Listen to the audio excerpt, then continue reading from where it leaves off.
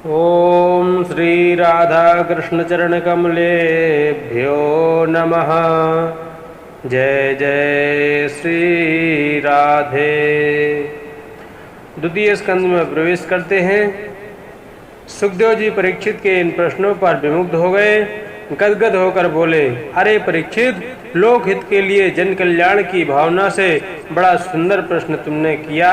ये अभागा जीव मोहग्रसित है, अपने बारे में इसे सोचने का समय ही नहीं, हमेशा दूसरों के बारे में ही सोचता रहता है। निद्रिया ह्रियते नक्तम व्यवायेन चवावया दिवाचार्थे हया राजन कुटुंब भरणेन वा। इसलिए परीक्षित, जो प्राणी वास्तव में मृत्यु भय से मुक्त होना चाहता है उसे 3 बातों का अभ्यास करना चाहिए। कौन कौन? तस्मात् भारत सर्वात्मा भगवान ईश्वरो हरि श्रोतव्या कीर्तितव्यश्च स्मर्तव्यश्चेक्षता भयम। मृत्यु से जो अभय चाहता हो वह माधव की शरण में आ जाए, क्योंकि माधव की शरण में आए बिना मृत्यु से कोई बच नहीं सकता। तो माधव की शरण में आने के लिए क्या करें? श्रोतव्या, सबसे पहले भगवान की महिमा को खूब सुनो। कीर्तितव्या, भगवान की महिमा को पहले तो सुनो, उसके बाद फिर दूसरों को सुनाओ। स्मर्तव्या, इसके बाद जब भी एकांत मिले तो आंख बंद करके उन्हीं लीलाओं का रसास्वादन करो, समाधि लगाओ, उन्हीं का एकांत में खूब स्मरण करो। पहले श्रवण करो, फिर संकीर्तन, गायन और उसके बाद स्मरण। परीक्षित बोले, मेरे तो 7 दिन ही है, मुझे क्या क्या करना चाहिए? सुखदेव जी बोले, 7 दिन कोई कम होते हैं क्या? मुहूर्तात् सर्वमुत्सृज्य गतवान् भयं हरिं तवाप्येतर्हि कौरव्या सप्ताहं जीवितावधि। जब एक मुहूर्त में खड्वांग ने मुक्ति पाली तो क्या तुम 7 दिन में नहीं पा सकोगे? परीक्षित जी महाराज गदगद हो गए। मृत्यु का भय तुरंत भाग गया और बोले कि महाराज, अब तो ये बतलाइए कि प्रभु का ध्यान कैसे करना चाहिए। सुखदेव जी कहते हैं, परीक्षित, पहले 4 बातों का अभ्यास करो। कौन कौन? जितासनो जितश्वासो जित संगो जितेन्द्रियः स्थूले भगवतो रूपे मना संध्यारये धिया। परीक्षित, सबसे पहले जितासन बनो, अर्थात आसन को जीतो। आसन जो तुम्हें अच्छा लगता हो, सुखद लगता हो, उसी आसन को सिद्ध करो। उसके बाद जितश्वास, प्राणायाम का खूब अभ्यास करो। श्वास का संबंध मन से है, श्वास का जितना नियंत्रण होगा उतना ही मन तुम्हारा शांत होगा। प्राणायाम परम बलम। तीसरी बात बताई, जितेंद्रिया, असंग हो जाओ। संसार में ऐसा कोई नहीं जो मेरा हो सके, हाँ, और ऐसा भी कोई नहीं जिसका मैं हो सकूं। शरणागति उसकी ग्रहण करना चाहिए जहाँ सार्थकता हो, जो सच हो। निर्बल की शरणागति ग्रहण करोगे तो शरणागति व्यर्थ हो जाएगी। स्थूले भगवतो रूपे मना संध्या रहे धिया।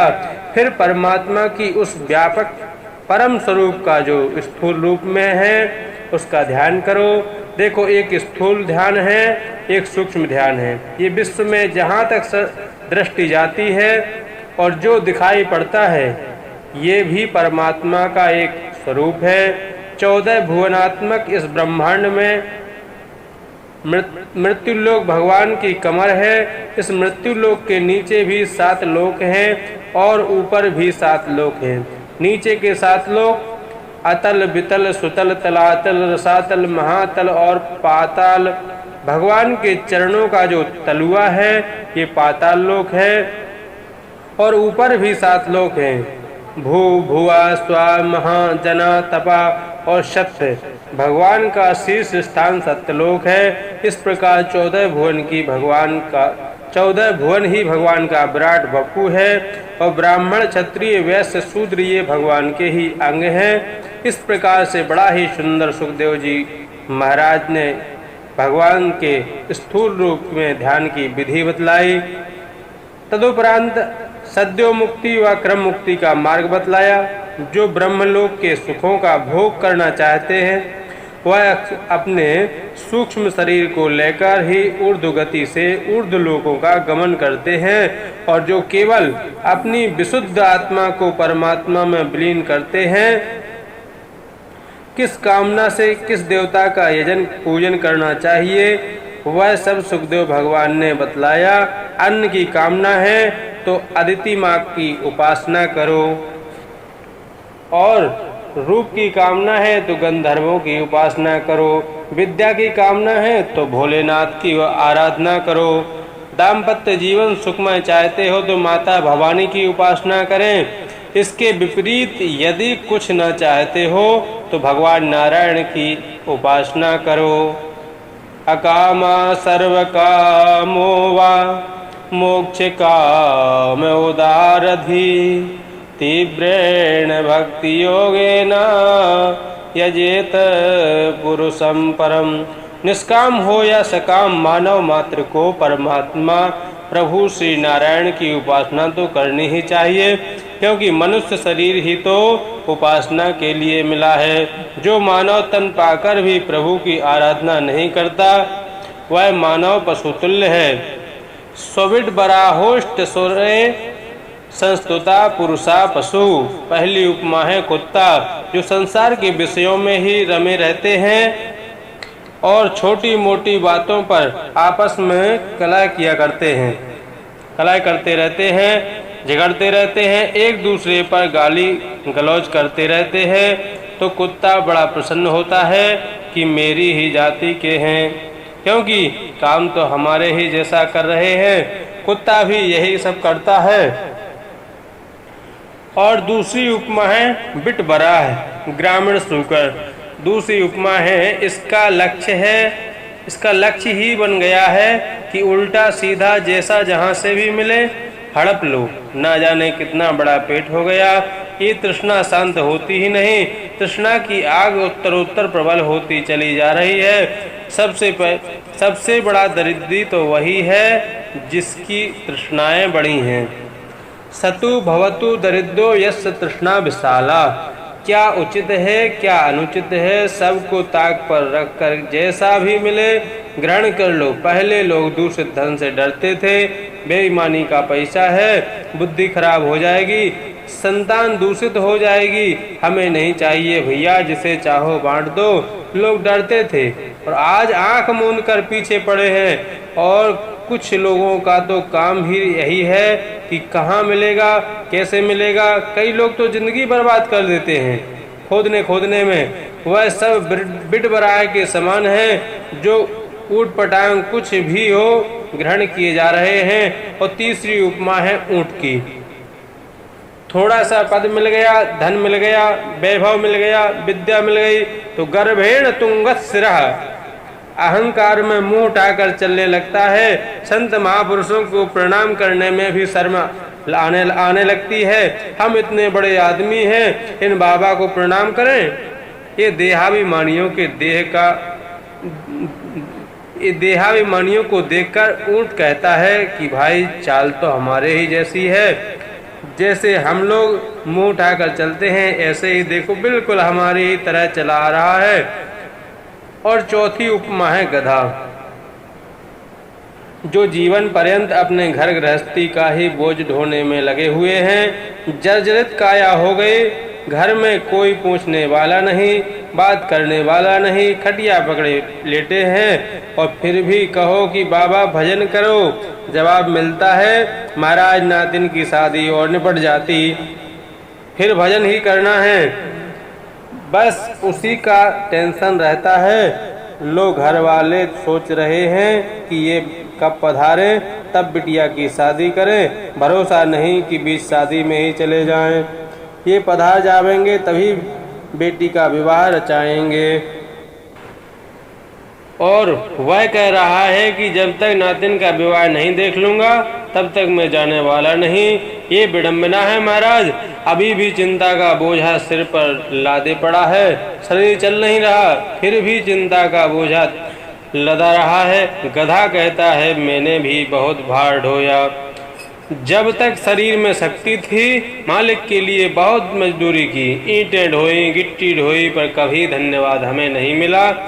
जब भी देता था तो 2 डंडे ही देता था। आज तक किसी गधे को पारिश्रमिक नहीं मिला, कोई पुरस्कार नहीं मिला कि ये बड़ा परिश्रमी है, बड़ा मेहनती है।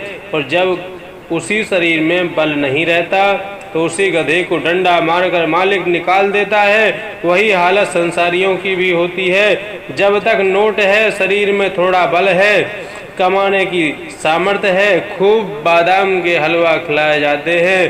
पिताजी कोई सेवा का मौका दीजिए, घर में किसी प्रकार की चिंता न कीजिए, प्रेम से रहिए। और जब देख लिया कि पिताजी के पास नोट पानी सब खत्म हो गया, कुछ नहीं बचा, तो वाह, जब हम 4 भैया हैं तो हम ही क्यों इन्हें पालें।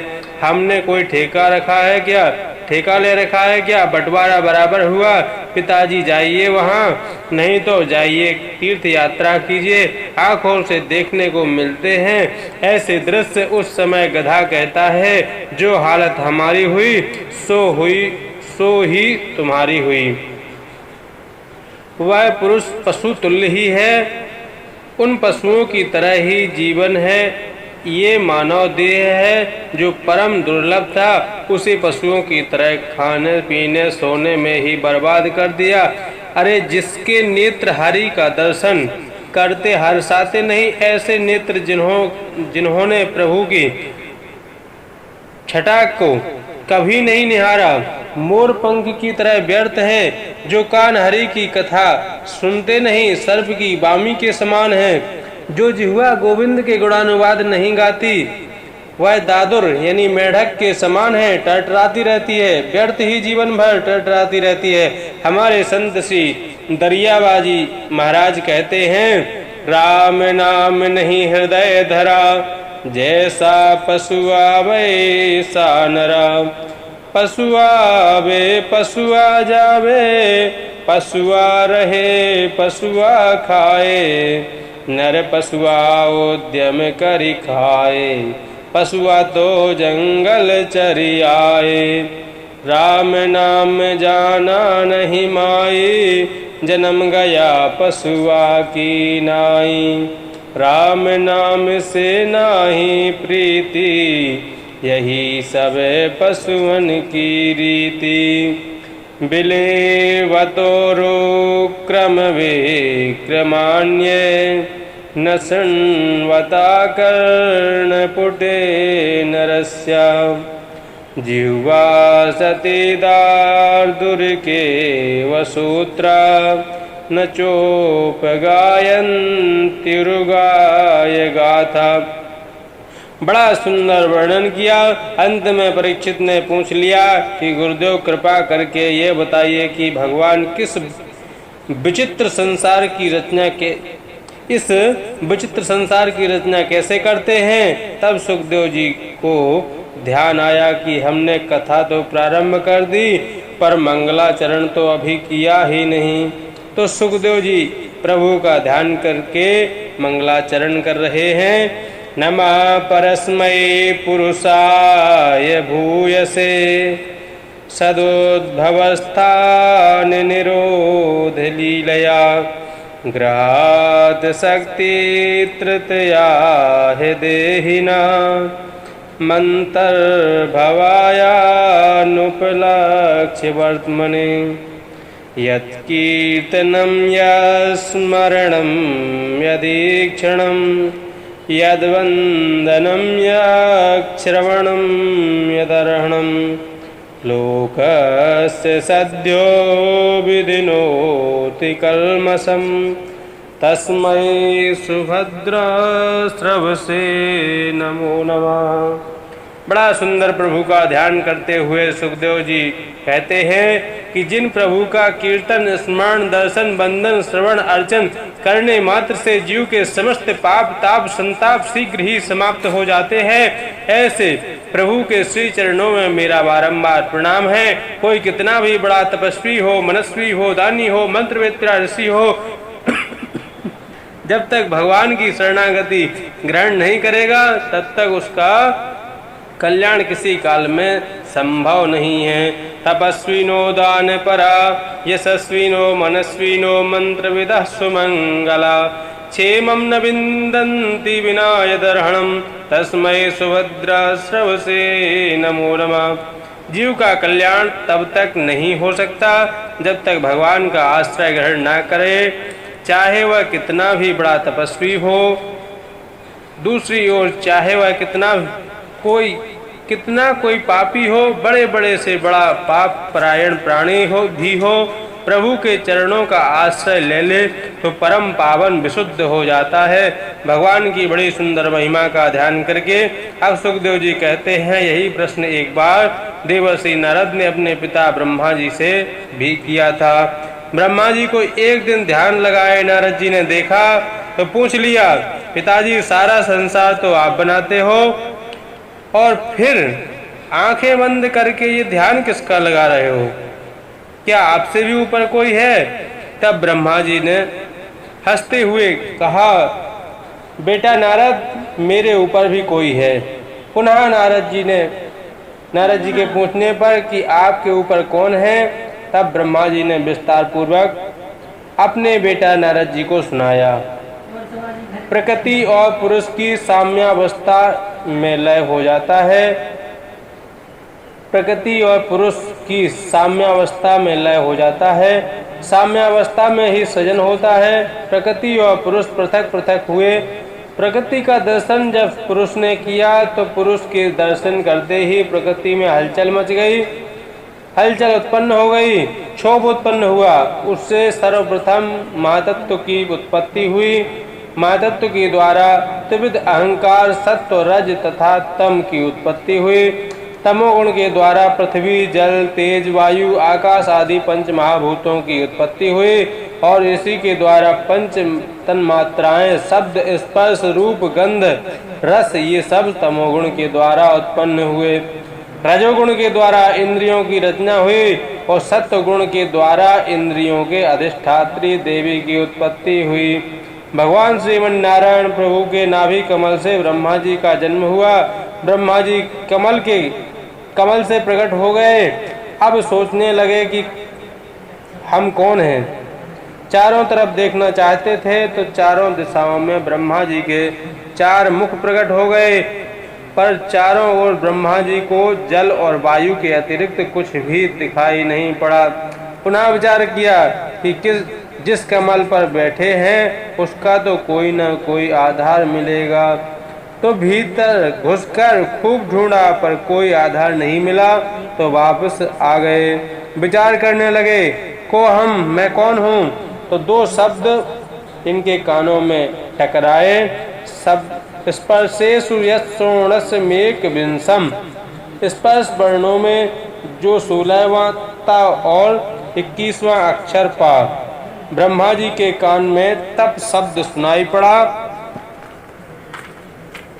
तब ब्रह्मा जी तपस्या में संलग्न हो गए। घोर तप किया ब्रह्मा जी ने, तो उस दिव्य तपस्या से प्रभु ने अब उनके हृदय में अपनी वाणी को प्रकट किया। उसी दिव्य वाणी को चतुर्श्लोकी भागवत कहते हैं। ज्ञानम परम गुह्यम में यद विज्ञान समन्वितम सरहस्यम तदंगम जाग्रहण गदितम मया। भगवान कहते हैं, ब्रह्मा जी जरा ध्यान से सुनिएगा, मैं अपना अत्यंत गोपनीय ज्ञान तुम्हें प्रदान कर रहा हूँ। कोरा ज्ञान नहीं है, अपितु अनुभव जन्य ज्ञान है। चतुश्लोकी भागवत कहते हैं, अहमेव समेवाग्रे नान्यद यद सद सत्परम पश्चादहम यदि तच्चावशिष्येत सोऽस्म्यहम्।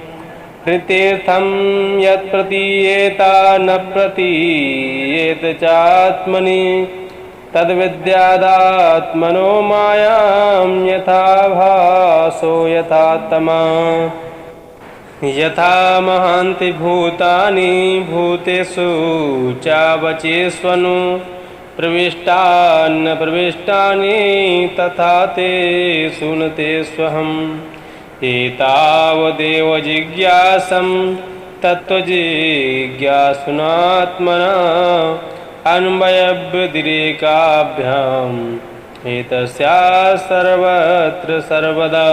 भगवान कहते हैं, ब्रह्मा जी सृष्टि के पूर्व में केवल मैं ही था और निष्क्रिय था, मेरे अतिरिक्त कुछ भी नहीं था, न स्थूल था न सूक्ष्म था, एकमात्र मेरी ही सत्ता थी। मानो यहाँ ब्रह्मा जी ने जिज्ञासा की, अच्छा प्रभु, जब आप बिल्कुल अकेले थे और आपके अलावा अन्य कुछ भी नहीं था, तो फिर ये दुनिया आपने कैसे बना दी? जिससे दुनिया बनी वह दुनिया का कुछ ना कुछ आपके पास साधन तो होगा। बिना साधन के आपने अकेले ही इस दुनिया को कैसे बना दिया? आपके पास कुछ तो होगा। भगवान बोले, नहीं, कुछ भी नहीं था। इसलिए जो भी कुछ मैंने बनाया वह बनने वाला भी मैं ही हूँ और बनाने वाला भी मैं ही हूँ, क्योंकि मैं अकेला था, मेरे पास न कोई साधन था, न कोई दूसरा बनाने वाला कर्मचारी था। इसलिए बनाया भी मैंने और बना भी मैं, निमित्त कारण भी मैं और उपादान कारण भी मैं ही हूँ। भगवान कहते हैं, सुनो ब्रह्मा जी, ये तो रहा मेरा स्वरूप। अब मेरी माया जो तुम्हारा कार्य सिद्ध करेगी उसके बारे में भी जान लो। जो नहीं है वही माया है। माया का काम क्या है? जो नहीं है उसे दिखा देती है और जो है उसे छुपा लेती है। जैसे परमात्मा सत्य है, शाश्वत है, नित्य है, अविनाशी है, परंतु हमें दिखाई नहीं पड़ रहे। उनका पता ठिकाना ही नजर नहीं आता कि कहाँ है। हमारे शास्त्र बार बार कह रहे हैं, ईशावास्यमिदं सर्वम। दूसरे बार कहते हैं, वासुदेवा सर्वमिति, सर्वम खलविदं ब्रह्मा, सर्वम विष्णुमयं जगत। ऐसे कई सूक्त हैं, हरिव्यापक सर्वत्र समान, परंतु हमें फिर भी नजर नहीं आ रहा। अलक्ष्यम सर्वभूतानां मंतरबहिरवस्थितम्, सब जगह रहने पर भी दिखाई नहीं पड़ रहा। यही माया का चमत्कार है। और जो जगत शाश्वत है, अनित्य है, अविनाशी है, वह हमें आँखों से प्रत्यक्ष दिखाई दे रहा है और उसी में हम चिपके हुए बैठे हैं। स्वप्न के लोगों की तरह उन्हीं से जीवन की बागडोर बांधे बैठे हैं। तो जो नहीं है वह हमें प्रत्यक्ष दिख रहा है और जो है उसका दर्शन नहीं हो रहा है। यही माया का चमत्कार है, यही माया का खेल है। इस प्रकार से बड़ा सुंदर उपदेश दिया। इस भागवत में 10 लक्षणों का निरूपण किया। सर्ग, विसर्ग, स्थान, पोषण, ऊति, मनवंतर, कथा, ईशानु कथा, निरोध, मुक्ति और आश्रय। प्रथम और द्वितीय स्कंद में तो श्रोता और वक्ता के अधिकार का निरूपण किया गया है। तृतीय स्कंद में सर्ग का वर्णन किया गया है। चतुर्थ स्कंद में विसर्ग का, पंचम में स्थान का और षष्ठ स्थान में पोषण का वर्णन किया गया है। तो आइए तीसरे स्कंद में प्रवेश करते हैं। तृतीय स्कंद में प्रवेश करने से पहले भगवान नाम संकीर्तन करना परम आवश्यक है। इसलिए भगवान का नाम स्मरण करें। जय जय गोविंद गोविंद गोपाला, जय जय गोविंद गोविंद गोपाला। मेरो मुरली मनोहर नंदलाला, राधे गोविंद गोविंद गोपाला, राधे गोविंद गोविंद गोपाला। राधे राधे, जय श्री राधे, जय जय राधे, जय श्री राधे, जय जय श्री राधेश। तो तृतीय स्कंद में प्रवेश करने से पहले भगवान नाम संकीर्तन का स्मरण करें। गोविंद मेरो है, गोपाल मेरो है, गोविंद मेरो है, गोपाल मेरो है। श्री बांके बिहारी नंदलाल मेरो है, गोविंद मेरो है, गोपाल मेरो है, गोविंद मेरो है, गोपाल मेरो है। श्री बांके बिहारी नंदलाल मेरो है, गोविंद मेरो है, गोपाल मेरो है। जय जय श्री राधे श्याम।